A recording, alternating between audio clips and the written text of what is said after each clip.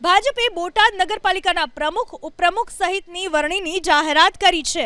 કારોબારી ચેરમેનની પણ વરણી કરવામાં આવી। આ તમામ પદો પર મહિલાઓની પસંદગી કરાઈ। ધર્મિષ્ઠાબેન જોટાણીયાની પ્રમુખ પદે વરણી કરાઈ તો નીરુબેન ત્રાસડિયાની ઉપપ્રમુખ તરીકે વરણી કરાઈ। મહેસાણા જિલ્લામાં પણ ભાજપે મહિલાઓને પ્રાધાન્ય આપ્યું। વડનગર અને ખેરાલુ નગરપાલિકામાં પ્રમુખ પદે મહિલાઓની વરણી કરાઈ। વડનગરપાલિકાના પ્રમુખ પદે મિતિકાબેન શાહની પસંદગી કરાઈ તો ખેરાલુ પાલિકાના પ્રમુખ પદે મોહિનીબેન પંડ્યાની વરણી કરાઈ। સાબરકાંઠા જિલ્લાની ખેડબ્રહ્મા, તલોદ અને પ્રાંતિજ નગરપાલિકાની ચૂંટણીમાં ભાજપને સ્પષ્ટ બહુમતી મળી હતી। આજે ભાજપે આ ત્રણેય નગરપાલિકાના પ્રમુખ અને ઉપપ્રમુખની વરણી કરી। વલસાડ જિલ્લામાં પણ વલસાડ, પારડી અને ધરમપુર એમ ત્રણ નગરપાલિકાના પ્રમુખ અને ઉપપ્રમુખ પદે ભાજપે વરણી કરી।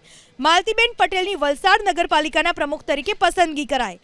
યાત્રાધામ દ્વારકા નગરપાલિકાના પ્રમુખ પદે કોમલબેન ડાભીની પસંદગી કરાઈ તો વિજય માણેક બન્યા ઉપપ્રમુખ। દ્વારકા પાલિકાની તમામ 28 બેઠક પર ભાજપનો વિજય થયો છે। નવસારી જિલ્લાની બિલીમોરા નગરપાલિકાના પ્રમુખ પદે ભાજપે મનીષ પટેલની વરણી કરી, જ્યારે તેજલબેન જોશીની ઉપપ્રમુખ તરીકે વરણી કરાઈ।